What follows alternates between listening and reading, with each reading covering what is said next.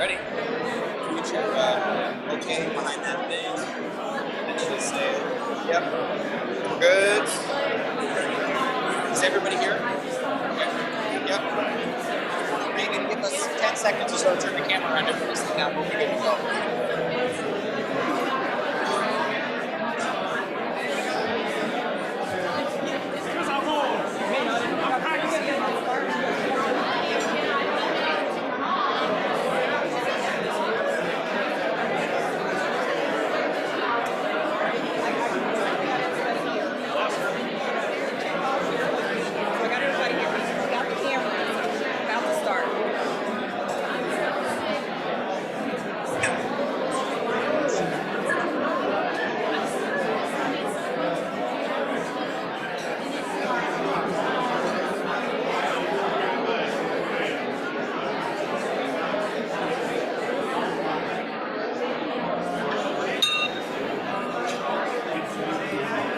Welcome. It is Friday, so it must be Rotary. Love seeing all the fellowship, and I really hate to interrupt all the fellowship, but it is time for Rotary. All right, first up to give our invocation is John Wright, President, Simple Leadership Strategies, followed by the National Anthem, played by Dr. Harriet Harrell, Principal of the Harrell Group. Thank you, President Courtney. This prayer has been referred to as a prayer for peace, originally prayed March 4th, 1801 in Washington, D.C. by President Abraham Lincoln. Let us pray. Almighty God, who has given us this good land for our heritage, we humbly beseech thee that we may always prove ourselves a people mindful of thy favor and glad to do thy will. Bless our land with honorable ministry, sound learning, and pure manners. Save us from violence, discord, and confusion, from pride and arrogance, and from every evil way. Defend our liberties, and fashion into one united people the multitude brought hither out of many kindreds and tongues. Endow with thy spirit of wisdom those whom in thy name we entrust the authority of government, that there may be justice and peace at home, and that through obedience to thy law we may show forth thy praise among the nations of the earth. In time of prosperity, fill our hearts with thankfulness, and in the day of trouble, suffer not our trust in thee to fail. All of which we ask through Jesus Christ our Lord. Amen.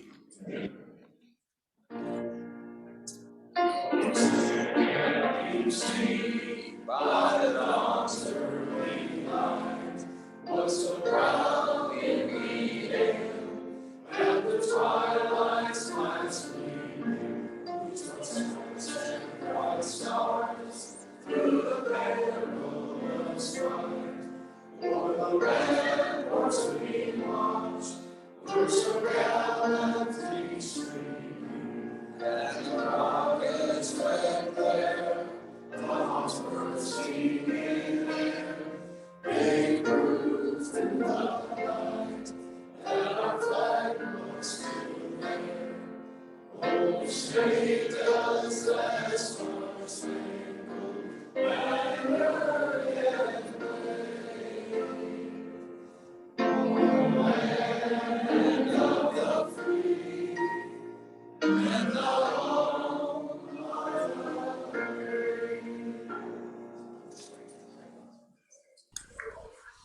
All right, play ball. All right, next we'll recite the four-way test, if you'll help me. Number one, is it the truth? Number two, is it fair all concerned? Number three, will it build goodwill and better friendships? And four, will it be beneficial to all concerned? Will it be beneficial? And now we welcome to the stage for the welcoming of our visiting Rotarians and guests, Tim Holden, Enterprise Account Executive, Charter Communications.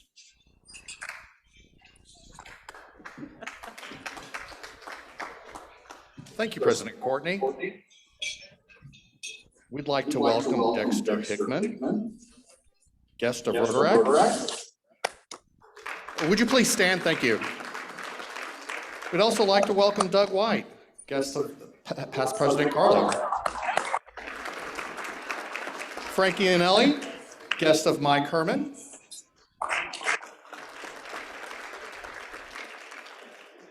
Keaton White, guest of President Carlo. Wendy Shaw, president of Jim Austin. Matt Sylvia, guest of past President Carlo. Jasper Powell, guest of Jess Postel. Tammy Terra, guest of Alfia. Akua, thank you. Joy Rich, guest of Julie Butler. Sean Avila, guest of Bob Mitchell. Ashley Elgin, guest of Kathy Sheffield. Renika Atkins, guest of Michelle Cram. And last but not least, Kristen Sullivan, guest of Bob Mitchell. Welcome, everyone. Thank you, Tim. And now, what some of you may be waiting for, some of you not, I will hold my breath until it's over. Now we have the newscast for Tom Williams, partner, Haynes and Boone.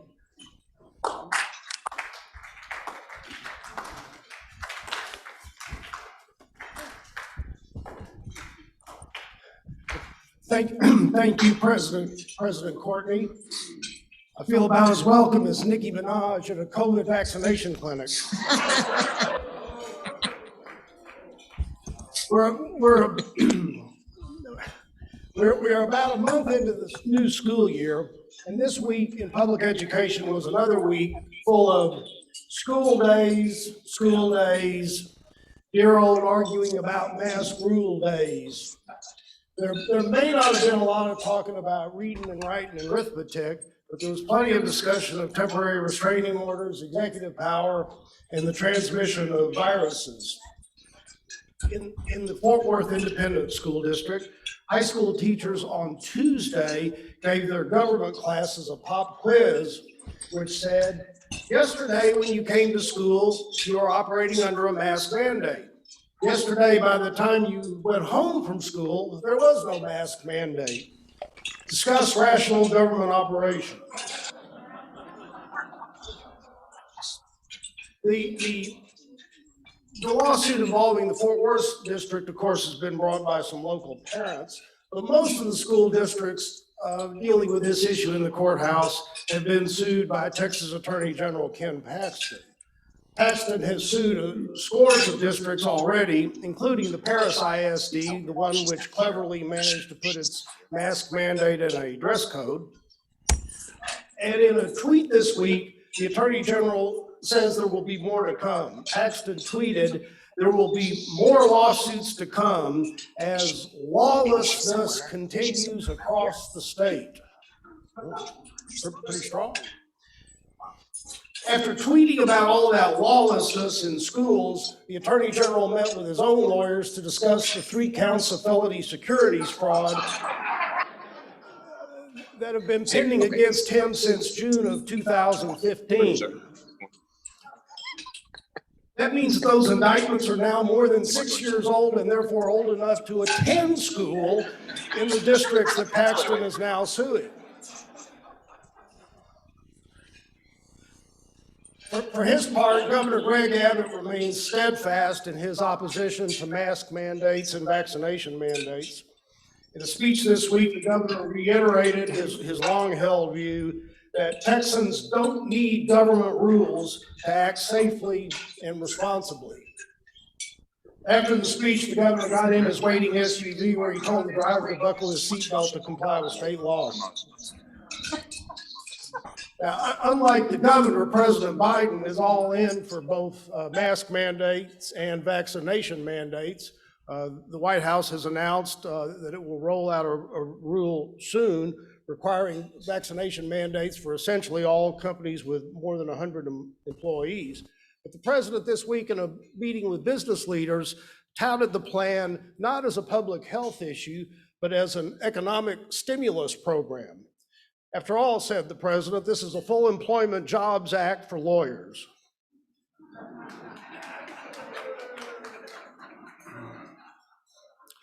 California Governor Gavin Newsom, also known as the ex-husband of Donald Trump Jr.'s current girlfriend, and that's true, look it up, you can Google it, survived a recall election this week and will continue in office for the remainder of his term. The governor celebrated his victory with a big dinner at the French Laundry restaurant. But some signs of normalcy are back. The Met Gala took place this week, the annual fundraiser for the Metropolitan Museum of Art, in which, like the Academy Awards, people spend a lot of time talking about what clothing the guests wore. There was plenty of buzz in the Twitter sphere about several of the guests in their chosen attire, but none got more than New York Congresswoman Alexandria Ocasio-Cortez, who showed up in a gown with the message, "Tax the rich," on its back. That got the Congresswoman criticism from both friends and foes. Those on the left criticized her for attending the event in the first place and hobnobbing with all the one percenters. Those on the right criticized her for hypocrisy in attending an event in which the minimum ticket price is $30,000. But the Congresswoman responded to those criticisms by saying that she had not paid for her ticket, that as an elected official, she had been invited to the gala, by whom she did not say. And she said that her gown was actually borrowed, which makes you wonder who's going to show up in it next. But although the Congresswoman and others got a wide variety of comments on Twitter after the Met Gala, one thing was consistent.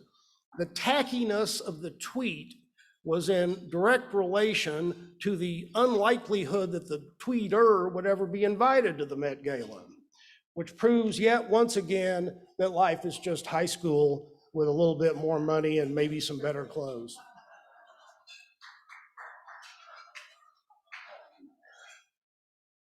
The iPhone 13 will be out next week. You can actually pre-order it today.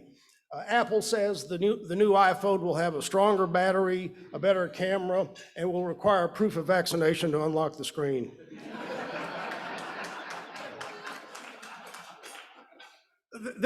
In sports, this is the second full week of the NFL regular season. The Dallas Cowboys are on the road against Los Angeles, still looking for their first win. The NFL every year makes some changes to the rules. Many of them are minor and not even noticed by the average fan, but occasionally some are more significant. And the NFL is already beginning to study possible rule changes for next season. One of the changes being considered is to change the length of the field within the same game, depending upon how the flow of the game is going. In order to study this possibility, the NFL has engaged the CDC to study how to keep moving the goalposts.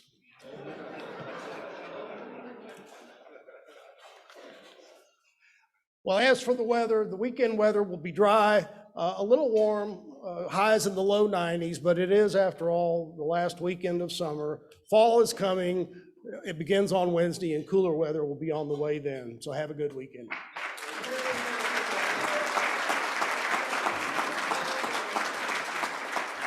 Thank you, Tom. I told you, you never know what, the newscast is like a box of chocolates. You never know what you're going to get. Thank you. And next we have a couple of announcements. I welcome to the stage Richard Knight, Vice President and COO with Nightway Services, for a Habitat for Humanity announcement. Sure. Thank you, Madam President. Again, after the newscast, I sense a conspiracy. Well, I'm back. And last week I mentioned after hours fellowship opportunities being an endearing part of being in this club. Well, that was a bit of a half-truth. While those activities are enjoyable indeed, it's when we collaborate our collective skills and talents to make a difference in the communities where I believe we really shine. From stuffing meal kits at Ternary Food Bank, walking a 5K to raise money for kids, excuse me, or helping a refugee family establish a new life with better opportunities, that I believe is the essence of Rotary and the four-way test in action. If we can put the slide up, it's up there already. So we still have 13 slots available for our latest volunteer project with Habitat for Humanity. If you've never had the opportunity to participate in the bill, it's an extremely rewarding experience. Not only is it an excellent opportunity for fellowship and giving back to the community, but you may actually acquire some valuable skills when it comes to your next home remodel. So thanks to all of you that have already signed up. I look forward to working with you on the night. If you have any friends or family that might be interested in the opportunity, please encourage them to sign up as well. And let them know it will be a full day's commitment. So let's help the Aguilar family realize the American dream of leaping into home ownership. I'll be in the back again this week to help facilitate signups. Thank you. Thank you, Richard. And now we have an announcement from Dr. Shagranda Traveler. She is the EVP Advocacy, Communications, and Culture, Tarrant Area Food Bank, for an update on our Walton Reader Program.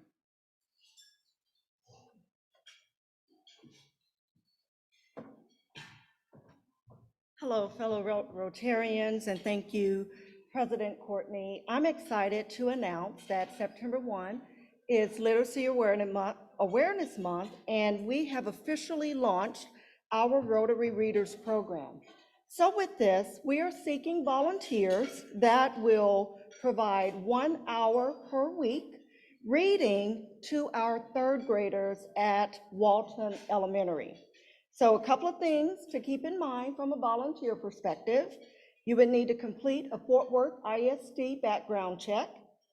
You have to have proof of your COVID-19 vaccination, and you will need to be wearing your mask while on campus and with the students. We're seeking a minimum of 25 volunteers. There are a total of 47 third graders and 2 teachers at Walton Elementary. And the goal, ideally, we would love to have 47 volunteers, but at a minimum, we would need 25 volunteers to serve our Tier 2 and Tier 3 students. The goal is that we want to get the volunteers out as soon as possible so that we would have enough time to have this reading, pair with the students before the Thanksgiving holiday. Attendance is key. So if you signed up, please know that we would need your full 1 hour commitment per week. The volunteers are needed, they're greatly needed. This is our host school, and hopefully if you're interested in volunteering, please let me know. We've made it very easy to complete your registration for Fort Worth ISD. It took literally less than 5 minutes to do so. And again, we have several volunteers that have already raised their hand, and hopefully we would like to get started in the school September 27th. So again, this is a plea and a call to action to my fellow Rotarians, Fort Worth Rotary Club. Please stand up, stand out so that we can help our third graders. Thank you. Thank you, Shagranda. And I've actually already done the application. It did take less than 5 minutes. It's a very quick application. So now I'm excited to announce that our club is continuing to grow. So standing in for our secretary, we have our president-elect, Sean Snell, Director of Executive Health, Texas Health Resources, Fort Worth, for some first and 2 second readings. Welcoming new members is always one of our favorite things. I have one first reading today. The proposed member is Wendy Shaw, Classification Associations Boy Scouts. She's the CEO, Longhorn Council, Boy Scouts of America, proposed by Jim Austin. If no written objection is received in the Rotary office by the next meeting, which is Friday, September 24th, this proposal will be given second reading and voted on by the club. We have 2 second readings today. The following proposed new members were submitted during the September 10th program. If no objections are received through the voting process, then the proposed member will be accepted into our club. The first on the list is John Avila, who I might add we would like to welcome back to club membership. Classification, construction, and general contractor services. He is the chairman. Company Thomas S. Byrne Limited. Proposer Bob Mitchell. I should say proposer extraordinaire, Bob Mitchell. I move his election subject to attending a new member Rotary information session. All right. The ayes have it. He's hereby elected. But please vote now. Oh, please, sorry. Please vote now. Got ahead of myself there. All right. You're back, John. Number 2, Ben Robertson, classification, construction, and general contractor service. Title Vice President, again, Byrne Construction Services. Proposer, Shanna Saldana. I move his election subject to attending a new member Rotary information session. All right, motion? Already second? All in Please favor? vote now. All in favor? All right, the ayes have it. Thank you. And now we welcome to the stage Christy Eckler for a new member introduction. And Christy is Executive Director, National MS Society, South Central Region. Katrina, come on up. Well, I'll be brief. It's been amazing to get to know the woman that's about to be introduced, Katrina Carpenter of Carpenter's Cafe and Catering. She and I have had some tough conversations, some fun conversations, and developed an amazing friendship and camaraderie that I cherish. So I'm so glad to welcome her to our club. Thank you, Christy.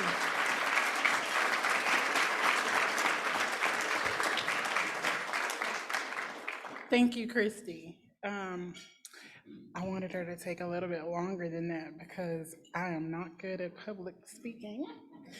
And Carlo was supposed to have a little something for me to help me, but he's backed out. Anyway, so I'm proud and happy to finally be introduced. I feel like I've already been a member since winning second place in the Minority Business Award. Thank you.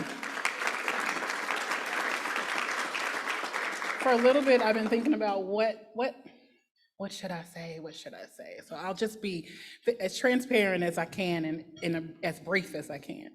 I didn't know much about Rotary before being nominated for the award. Growing up in Fort Worth, born and bred in Fort Worth, I've heard the word Rotary, but I didn't know much about it. And then I was assigned a Rotary advocate who encouraged me to do some research on Rotary and the Fort Worth Rotary, Downtown Rotary Club specifically. And after learning about the four-way test and having to talk about how our business aligned with the four-way test, that is what sparked interest. And during that, I learned also that Rotary this club specifically is trying to put forth efforts to diversify.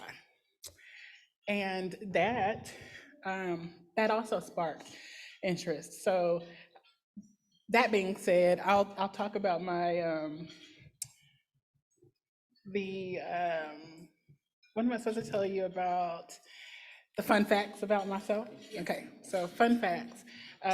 I will be bringing on two new members,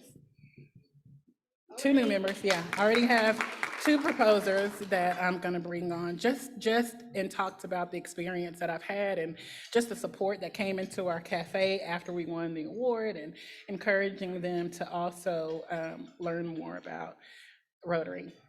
And then my second fun fact about myself is today is my birthday, so I also get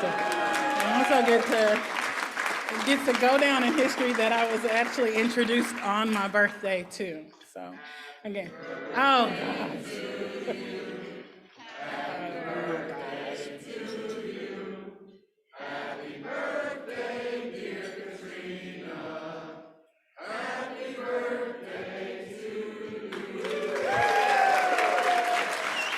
Thank you, thank you, thank you. Thank you, President Courtney. Thank you, thank you, thank you. And if you haven't had Katrina's Cafe or Catering, please do that. She feeds our bodies and our souls. And I also have the first best chicken salad in Fort Worth.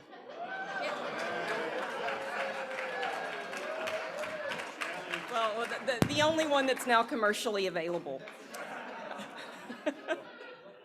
So it is a tradition of our club to award our presidents with a Paul Harris Fellow, because there is a lot of work that goes into being president of Rotary.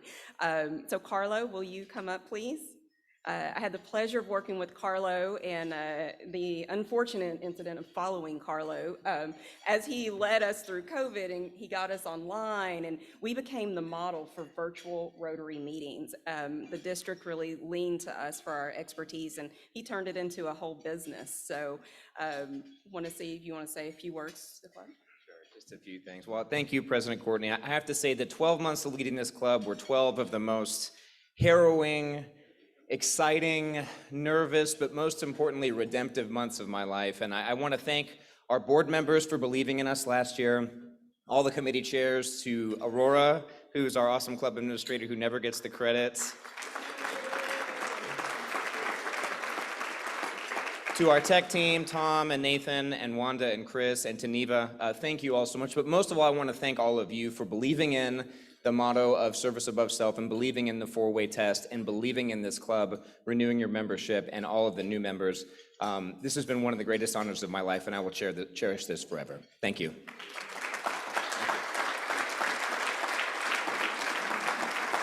Thank you, Carlo.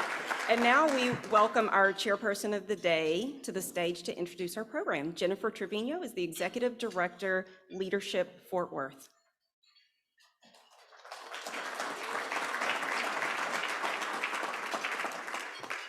Thank you, President Courtney. Good afternoon, everyone. I am so excited to do this today. So I know you've gotten her bio. Elise Dickerson is the CEO and co-founder of EOSERA Inc., a female-led biotech company committed to developing innovative products that address underserved healthcare needs. So I first knew about Elise because I was at UNT Health Science Center for so many years, but then, as I told her today, I'm a bit of a fangirl. So I was really excited that I was asked by President-elect Sean to introduce her today. So it's an example when I say a fangirl, and I told Elise about this, and she's like, oh my goodness. I said, it's just an example of you never know who's watching you as you carry on and do the things that you take for granted day in, day out in your role, in your community, in your leadership roles. And, you know, I think I've heard her speak. I heard her speak at the first time it was a United Way women's event a couple years ago, and I purposely went to hear her speak. So you're in for a treat today. I'm not going to bore you with all the things that she has done. Just know that she's educated, she's talented, she's smart, she's witty. If you're not following her on LinkedIn and all the things that she does as a regular contributor to Forbes, you should. So without further ado, I'd like to introduce Elise Dickerson.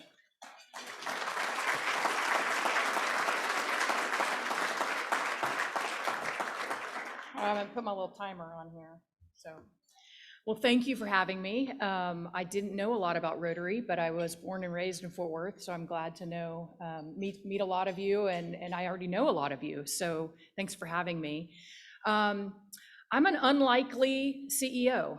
I was raised in the 70s and 80s here in Fort Worth. I was a dyslexic child, struggled to read through elementary school, had parents that were highly committed and hired tutors to help me. And I was a fierce athlete. So I was the ultimate tomboy, always on the soccer field with all the boys, never considered myself any different.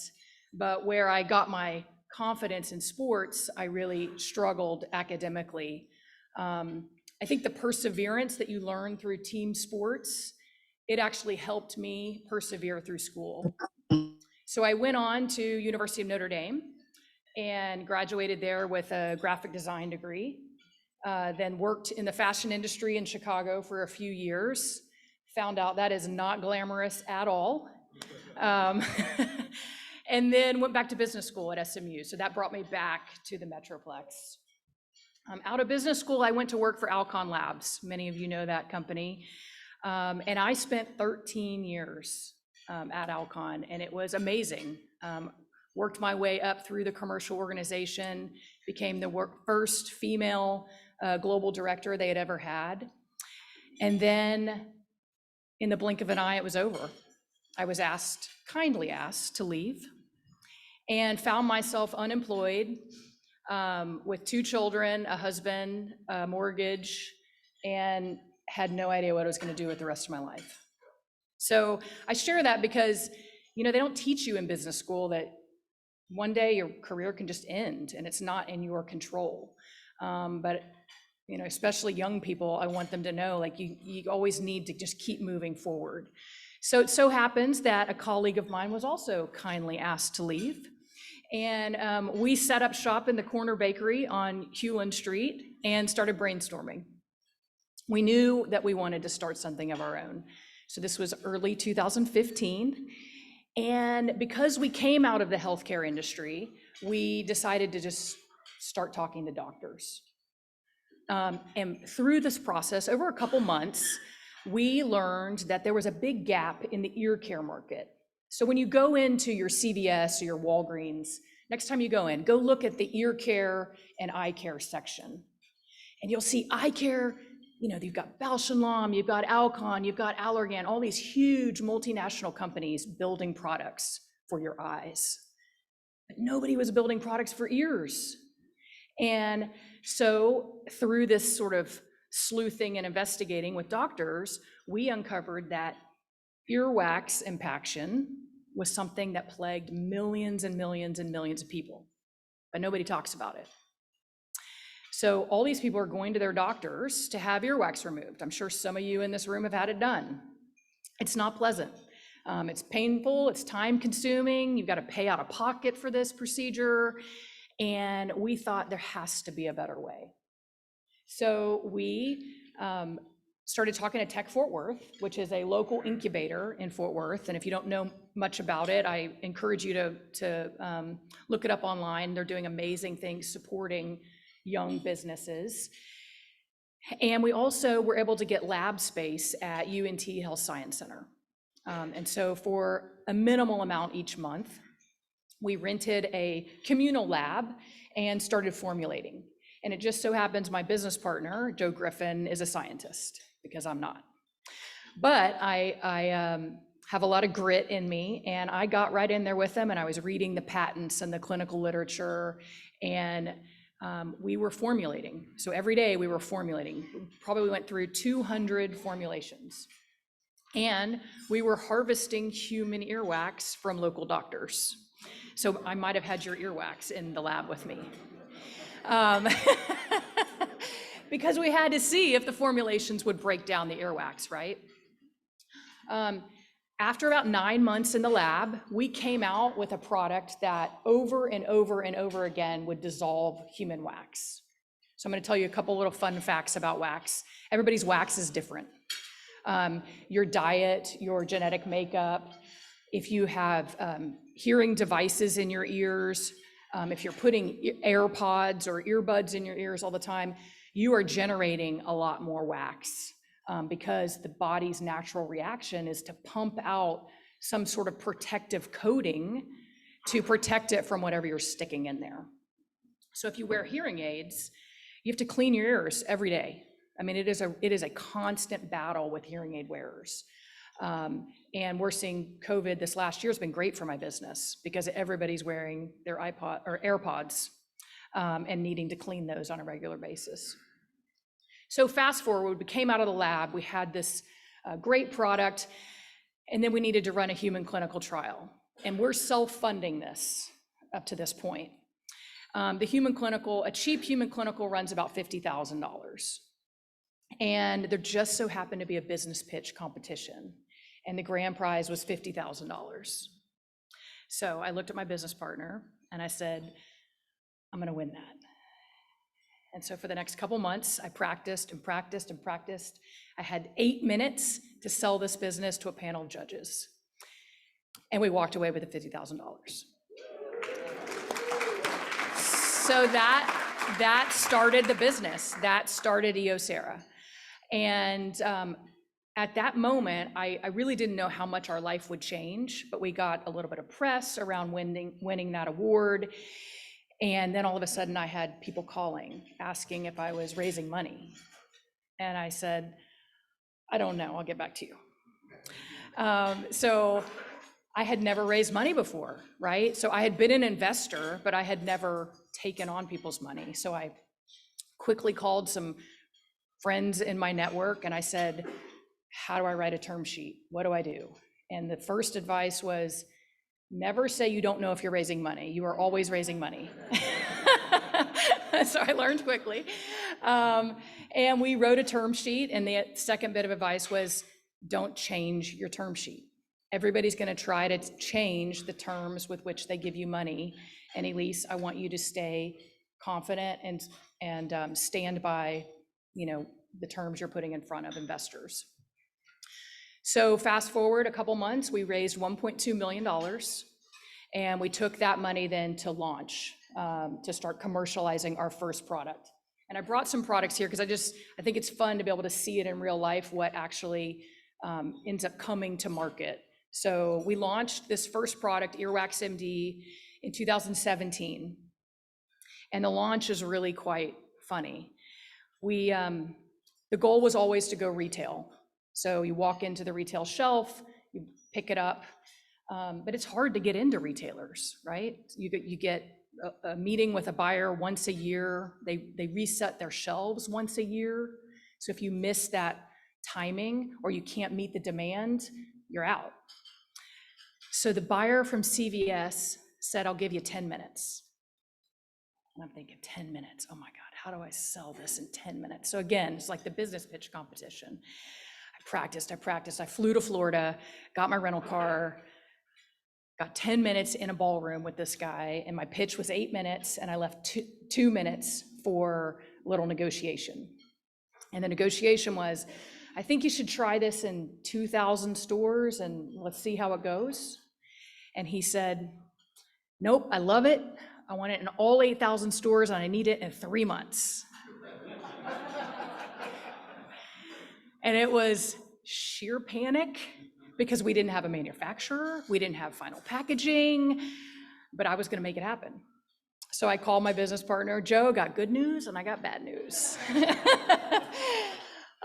So we quickly found a contract manufacturer in Florida and made the first lot of about 80,000 units and shipped that into CVS stores. And that was our first retailer.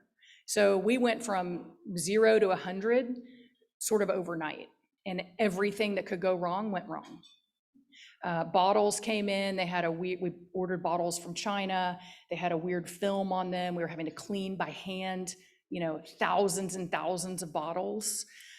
Caps didn't fit, labels didn't stick, labels weren't waterproof. All these things that you learn as a business owner, I had never done these things. I always had people that did them for me at Alcon, specialists in areas. So we learned quickly that something's gonna go wrong every single day, and we're just gonna figure it out.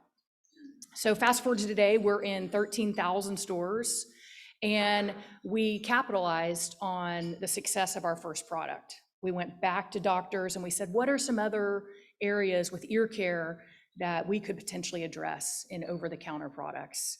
And so we launched products for itch and pain, for irrigation. So this is a product that you pump water through your ear canal to rinse it out on a regular basis.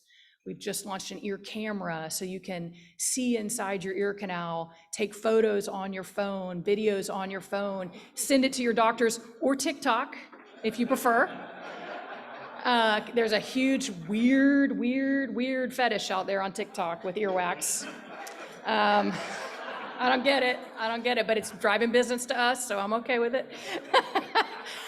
And so our goal was, let's expand and meet all ear care needs, and then let's tackle another area of the body. And the next area we've just launched into is the nasal category. So nasal rinsing, we have a product called Baby Nose Well, which is to suck snot out of your baby's nose. Doesn't fly back into their nose like it did with my children. So all that to say, we've had a lot of learnings. And one of the biggest learnings has been how amazing Fort Worth has been. We decided quickly to pivot away from contract manufacturing because we couldn't control the timing, the pricing, or the quality.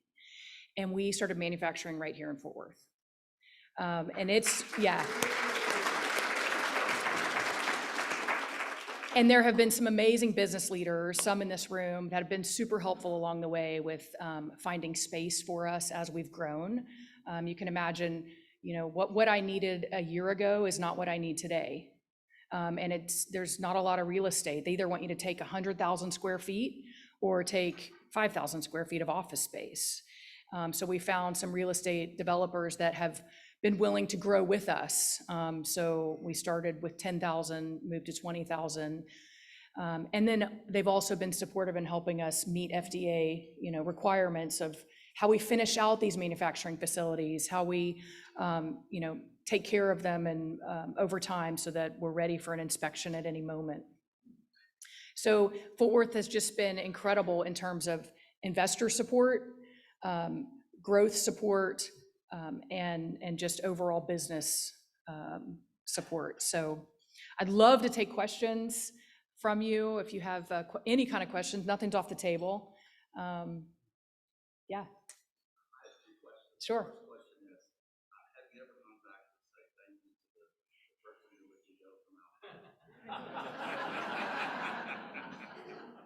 He moved to Switzerland. But it was the greatest gift ever given to me. Even though I cried and cried for days and days and thought my life was over, it was the greatest thing that ever happened. Yeah. So it's called Ear Pain MD, and it's a topical lidocaine product for ear pain.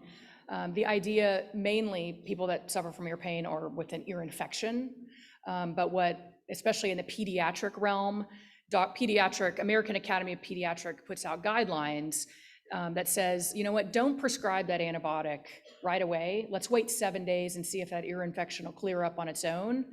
And that leaves the child and the parents in a lot of pain, while they're trying to cope with the infection clearing up. So it's a topical. Yes, sir. Please, can you tell us about that conversation when you went in the doctor's office and said you'd like to have their earwax? Yes. Oh, this is so funny. So there's actually a doctor at UNT Health Science Center, and she calls herself the Queen of Earwax because she's a geriatrician, and as you age, you just produce more wax. It's just how it goes. And so she's constantly cleaning out people's ears. And so we said, what do you do with that wax? And she said, I just put it in the trash. And we said, could we have that? And so she, and then along with a couple other doctors, started putting it in little vials and sending it to the lab for us. Yeah.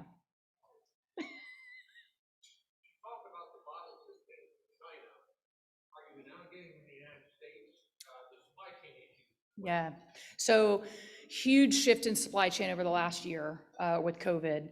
We still source all of our bottles and caps. Pretty much anything plastic is coming from China.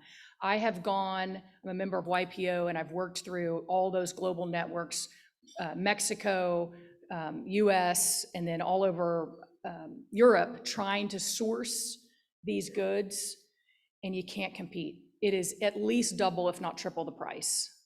So that's question one, why we've stayed in China. The issues over the last year, we have gotten hit with massive tariffs. I'm paying 25% tariffs on everything I bring in, including manufacturing equipment. So it is crushing a small business. So if a piece of equipment is $200,000, I'm paying 25% on top of that.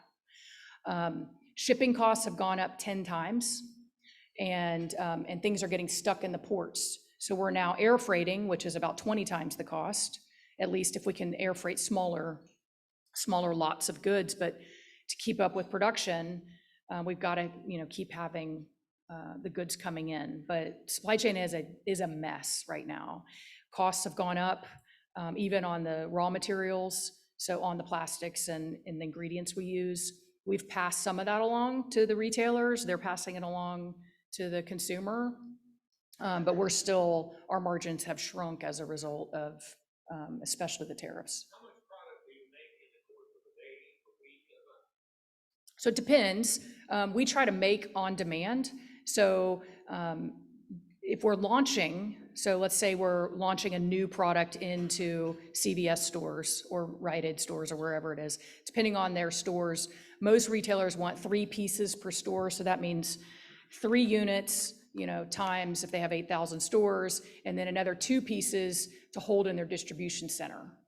So that would be our launch quantity, and we would need to make that probably over a 10-day period, because we try to keep a full-time staff of manufacturing instead of flexing up and down, because I'd prefer to take care of my employees and keep them on full-time rather than I've got a job for you today, but not tomorrow. And then just regular flow, the business is growing, so it's hard to always project, which is why we try to make in real time, but I might be making something I'm shipping in 2 weeks. So today we're making 5,000 units of this product that'll ship out next week for 2 weeks. Go ahead. As far as expanding your business, what models are you using now to find employees? So manual labor is really, really, really hard to find right now. We're now up to about 15 an hour. We started at about $11 an hour a couple years ago, and we're up to 15 an hour. And it's impossible to find anybody. Nobody, they'll call or they'll fill out the applications, but then they either won't show up for the job interviews or they'll show up for day 1 and then never come back. And we treat our employees exceptionally well. I mean, I have free snacks, we have breaks, we have, air-conditioned environment, and it's a really nice, flexible environment, and we still can't find the people. So that's number one. For the management level, I have had great success finding really smart kids coming out of school, whether it's graduate school or undergrad, and we teach them what they need to know. They are so eager to learn. They're so creative in how they problem solve. They problem solve differently than I do. And so I can give them I think we have probably 10 young people in their 20s working for us in the management. And I can give them a problem and I'll say, go figure it out, bring it back.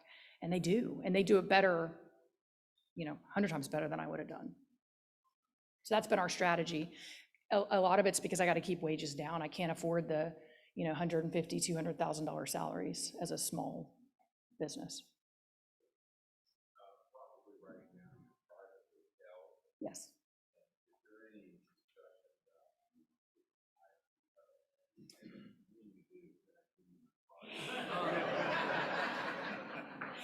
Yeah, we're privately held. We raised 2 rounds of funding total, and then we're self-sustaining now with some debt.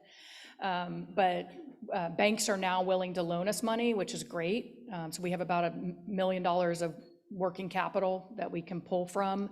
In the early days, they wouldn't give me anything. So we raised about $2 million total. We're profitable now. And my goal is not an IPO. My goal is to sell it off, and probably to a strategic. So, a big company like a J&J or somebody that already has a global distribution network, well established in all the retailers. I can build the US business, but I have no desire to build an OUS business. It's just every country has different regulations for healthcare products, and it's really complicated. So I'd like to just say bye-bye. Yes, sir.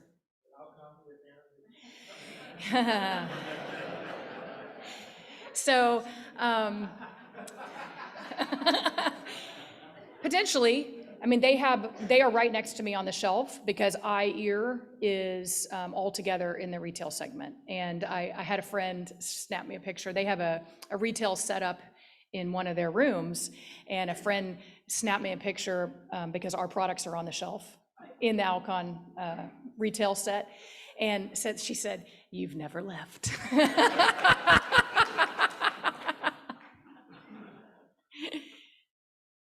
Anything else? Yes. So Eos is the Greek goddess of new beginning or dawn, and era is time. And so it was the time for new beginnings. Right. Yes, sir. So the lesson was something will always go wrong and you just have to figure it out. Yeah. Is there another lesson that is transferable to any business? You know, I think my biggest lesson, honestly, is you don't do it alone, and how many people are willing to help. And I think as business leaders, often we're afraid to ask for help because it makes it look like we don't know what we're doing or we're not in control. But it's actually the exact opposite has been my experience. I can call any of my investors, any of my friends or colleagues and just say, hey, can you help me think through this? Or can you introduce me to that person? Or I don't know what to do. And I've never been told I don't have time. And so I think that's been the biggest learning for me is it's okay to be vulnerable and say, I just don't know. But I can figure it out, right? What's been the best thing about owning and running a business here in the city of Fort Worth? Ooh. I think I'm just really proud. Just growing up here, I was raised by, a lot of you know my parents, Michael and Elaine Stoltz. My mom went through a midlife crisis at age 40, and I got to see her build a business out of our home in the 80s and 90s when women didn't work. It wasn't commonplace for women to work. And so to sort of, see how Fort Worth has come out and supported me as a business owner, and then me being able to help hopefully inspire other young women. I'm really passionate about women in business, believing in themselves, supporting them. They can do amazing things, and the city is ready for them. Yeah. I think I'm out of time. But I'd like to, if anyone would ever like to just stop by and see our manufacturing facility, we're right off of I-35 and Felix. It's really kind of cool to see it in action. Be happy to have you. Just give me a heads up so that I can plan. So thanks for having me.